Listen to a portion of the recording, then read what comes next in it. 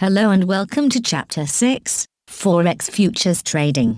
Unlike spots, forwards and swaps transactions that have already been carrying out on the Vietnamese foreign exchange market, futures is not yet available.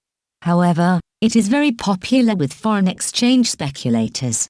So, let us discuss the similarities and differences between this and the other operations that we have learned in previous chapters. The goals that we need to achieve after finishing this Chapter 6 are: first, understanding what is a currency futures trading or a FX futures trading, and then able to list the basic characteristics of this type of transaction. Second, distinguishing between FX futures and FX forwards transaction, which was introduced in Chapter 4. Next, understanding the organization of the futures market and be able to describe the organization of this market. In addition, when it comes to FX futures trading, it is indispensable to mention the re-evaluation mechanism according to the market price at the end of each day, called mark-to-market. After studying this chapter, you will be able to explain this mechanism as well as practice this operation in some specific situations. Next, we need to understand the applications of this type of transaction.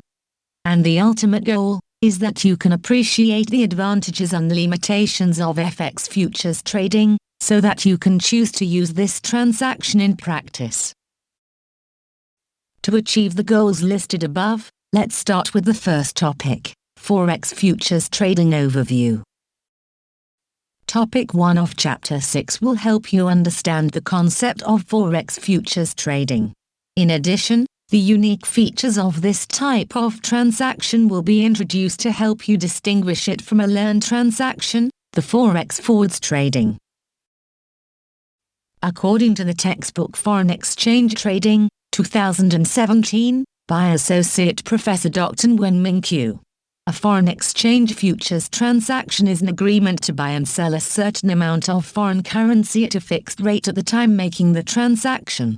And the transfer of foreign currency will be conducted at a future date determined by the exchange. This is also the understanding according to international practice of foreign exchange futures trading. Thus, it can be understood that a futures transaction is an irrevocable agreement that must be performed. That agreement is about buying and selling a certain amount of foreign currency. The exchange rate applicable in this agreement is determined on the date of signing the futures contract, also known as the trading date. And the transfer of foreign currency will be made at a future date. Up to this point, you will see that futures trading is very similar to the foreign currency forwards you learned in Chapter 4. But what makes the difference between futures and forwards trading is that the agreement to buy and sell in a futures trade is made at the exchange, and the future delivery date is also determined by the exchange. Trading foreign currency futures has some features as follows. Firstly, this is a transaction that can only be performed at the exchange. Second, the contents of futures contracts are standardized. Third, futures trading is an irrevocable transaction. However, investors can easily close their positions when participating in the transaction.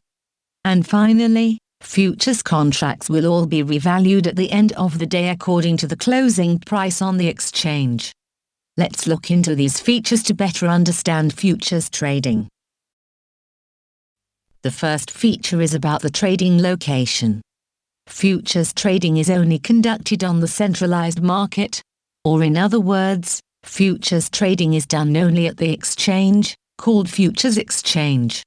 This is different from the types of transactions we have studied in previous chapters such as spots, forwards or swaps that can be performed on the open market.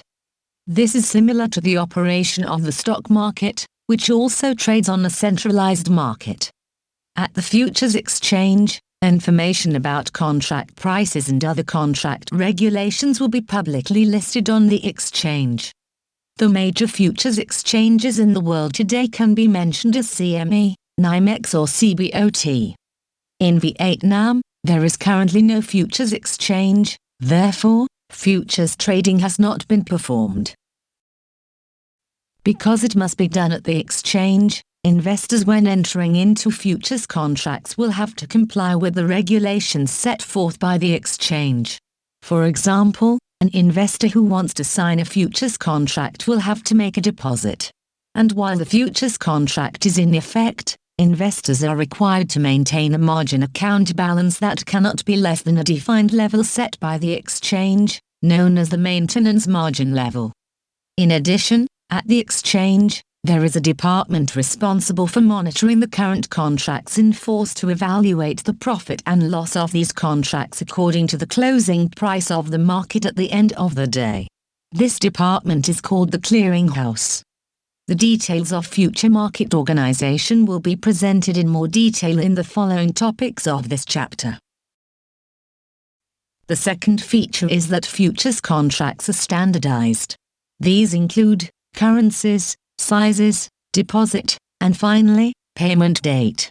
That is, issues such as the type of foreign currency to be traded, the amount of foreign currency to be traded, the amount of the deposit and the date of the payment will not be decided by the investors according to their needs or desires, but will be predetermined by the exchange. The exchange will develop and issue general regulations on the contents of futures contracts and require all participants to comply. These are: for trading currencies, not all currencies are traded on the futures market. In the futures market, only certain types of currencies are allowed to be traded.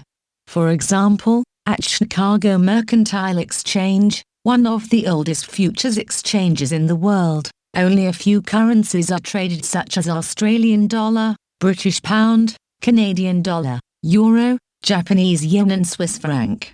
US dollar will be considered as the payment currency when trading the above-mentioned foreign currencies. Second, about futures contract size. That is, the amount of foreign currency bought-sold in a contract is also regulated by the exchange depending on the type of currency traded. At CME, if you want to enter into a futures contract to buy or sell odd, the standard contract size is 100,000 Australian dollars. If you sign two contracts, it means you will buy-sell 200,000 Australian dollars. Investors will trade quantities of foreign currencies in multiples of the standard one contract size set by the exchange. Similarly, the deposit amount is also regulated by the exchange. The margin level depends on the type of currency and the number of futures contracts signed by the investor. Exchanges will provide initial margin and maintenance margin for each currency corresponding to the size of each contract. Investors base on the number of contracts they sign and the type of currency expected to trade to determine the initial deposit amount to enter and the corresponding maintenance margin level. And finally, the payment date, that is, the date of currency delivery. Unlike in other transactions, which the payment date would depend on the investor's demand, in the futures transaction, the settlement date will also be determined by the exchange, usually a specific number of days in the year. On this slide, you found some standards for futures contracts as regulated by the Chicago Futures Exchange. The allowed foreign currencies are shown on the first line. Next is the size of each contract corresponding to each currency. For example, the size of one futures contract to buy or sell Australian dollar is 100,000 Australian dollars. The size of one futures contract to buy or sell British pound is 62,500 British pounds. Next is the information about the deposit amount, including the initial deposit amount and the maintenance margin amount. The third feature is that participants can easily close their positions at any time. Foreign currency futures trading is also irrevocable, but an investor can easily close his position at any time by performing a reciprocal trade with the exchange. Look into the following example. On November 12, 2018, investor A signed a forward contract to buy 100,000 Australian dollars at the exchange rate of AUD USD 0.7075. Payment due date is the 12th of December 2018. On November 12, 2018, Investor B signed a futures contract to buy Australian dollar at the exchange rate of AUD USD 0.7075. The size of one contract is 100,000 Australian dollars. Payment due date is the 12th of December 2018. When signing a contract to buy foreign currency, both investors A and B are maintaining a positive foreign currency position, also known as maintaining a long foreign currency position. Assume that on the 8th of December, the AUD USD exchange rate in the market is 0.7100. Thus, investors A and B are both earning a profit.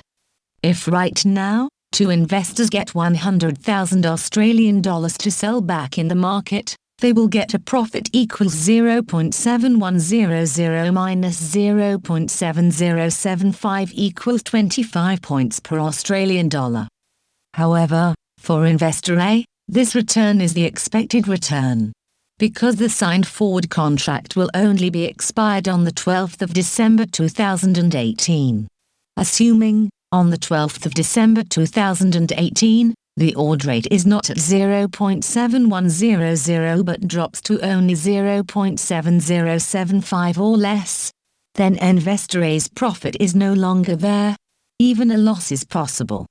That is also the feature of forwards trading, which is only interested in the exchange rate at due date, not the exchange rate fluctuations during the effective period of the contract.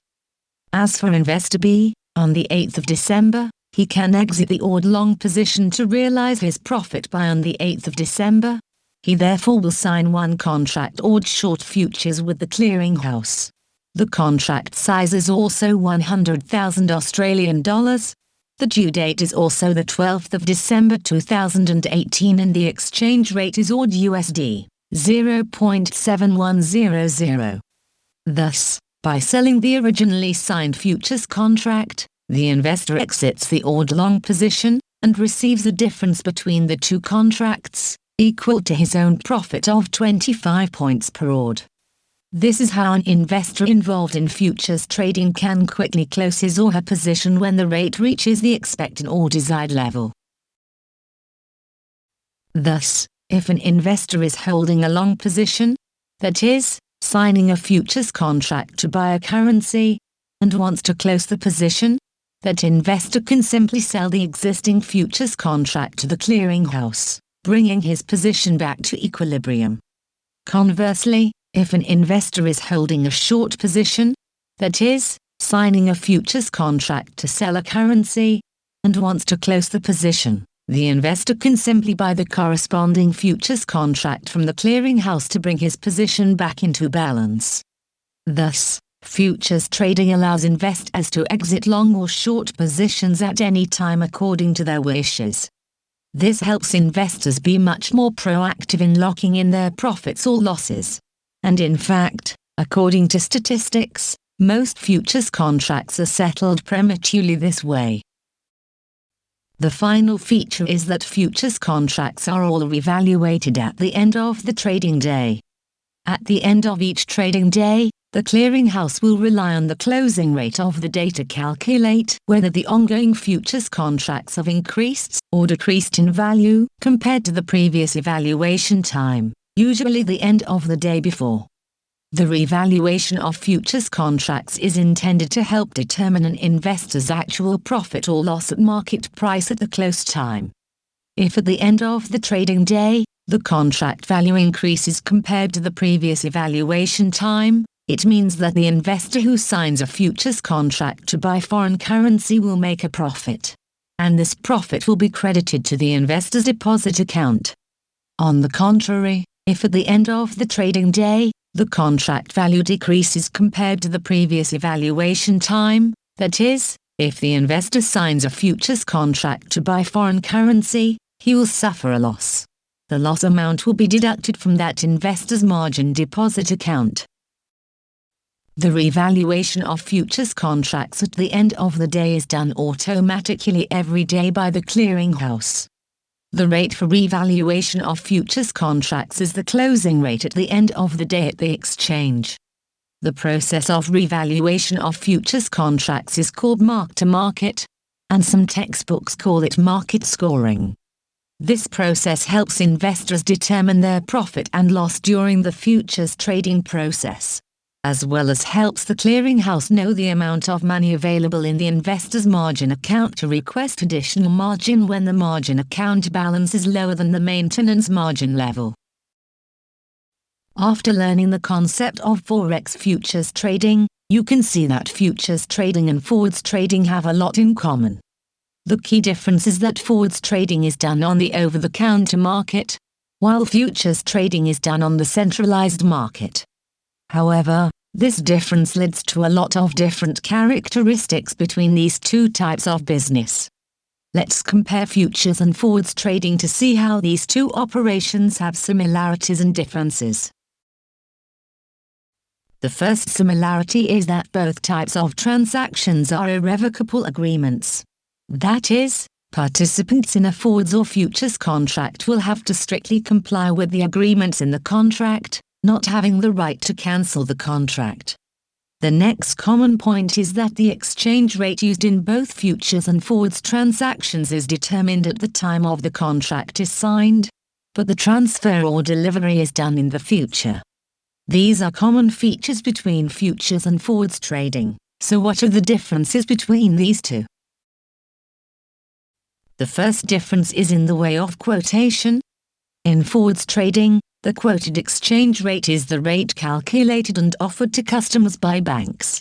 Therefore, each bank can offer customers different exchange rates. As for futures trading, the exchange rate is publicly listed at the exchange.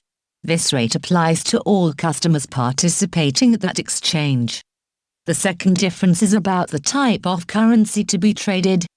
FX forwards trading can be done with any foreign currency depending on the needs of the customer. In contrast, for futures trading, only those currencies listed by the exchange are traded. Even if the customer wants to execute futures contracts with other foreign currencies, it is not possible. The next difference is about the issue of revaluation of profits. Forwards trading does not have a mechanism to reevaluate profits at the end of each trading day. As for futures trading, futures contracts will be re-evaluated on the basis of the closing rate at the end of the day to determine how much money an investor will gain or lose at the end of the day. Because of this difference, the risk level of the two types of transactions will also be different. Since the contract value is not revalued every day, forwards trading carries a higher level of risk if the market rate at contract expiration differs greatly from the rate on the contract. As for the futures contract, the revaluation of the contract value at the end of the day is done automatically every day, so the risk level will be significantly lower. Standardization of trading is also a difference between futures and forwards trading. For forwards transactions, the transaction process will be built by the bank itself. Each bank will have its own process to suit its characteristics and size. In addition, the contents of the forwards contract are also mutually agreed upon by the customer and the bank. Depending on the reputation of the customer and the size of the contract, the content of forwards contracts between different customers will be different. Futures trading is the exact opposite. From the trading process to the content of the futures contract, everything is standardized by the exchange and applied to all participating customers. One main difference between forwards and futures trading is the contract size. Futures trading is standardized by the exchange, including the issue of contract size as we discussed in the previous section. As a result, futures contracts of corresponding size and value are often quite small. This allows retail investors to easily participate in the futures market. As for forwards trading, there is no regulation on contract size or value. Hence, in reality, there are some enormous forwards transactions in the market. This makes it difficult for retail investors who want to do forwards trading. Margin is also another difference between forwards and futures trading. In forwards trading, margin is optional. However, in reality, depending on the relationship between the bank and the customer, as well as the reputation of the customer, The bank may require the customer to deposit or not, and the deposit amount of each customer may also be different. In addition, in forwards trading, the customer will fulfill the margin obligation by maintaining an amount corresponding to the margin requirement on the bank's current account. In many cases, the client also does not need to replenish the margin if the market fluctuates. In contrast, for futures trading, the margin amount is regulated by the exchange. In order to participate in the futures market, clients are required to deposit a margin amount called initial margin. This amount is deposited into the client's escrow account opened at the clearinghouse. In addition, during the validity of the futures contract, if the balance on this margin account is lower than the maintenance margin level prescribed by the exchange, the customer will be required to deposit more money to the account. And the final difference between futures and forwards trading is the issue of closing the trading position. In forwards trading, once the customer has signed a forward transaction, the client is required to maintain a short or long foreign exchange position for that forwards contract until the contract's expiration date. As for futures trading, investors can completely get out of a long or short position by making a transaction with the clearinghouse to balance their foreign exchange position. This makes it much easier for investors to take profits or cut losses when the market has large fluctuations in exchange rates. Those are the differences as well as the similarities between forex futures trading and forwards trading. Thus, closing topic 1 of chapter 6. You have understood what is a foreign currency futures transaction, its specific features, as well as distinguishing between futures and forwards transaction which shares many similarities. The next topic of the chapter will help you learn more about this operation as well as provide situations where you can practice forex futures trading. This is the end of topic 1 overview of forex futures trading. After this, you should be able to define the forex futures transaction, list its features, differentiate between futures and forwards transaction. Some questions are provided at the end of this chapter to help you review this topic. In the next topic, we will look into the practice of futures trading. See you then.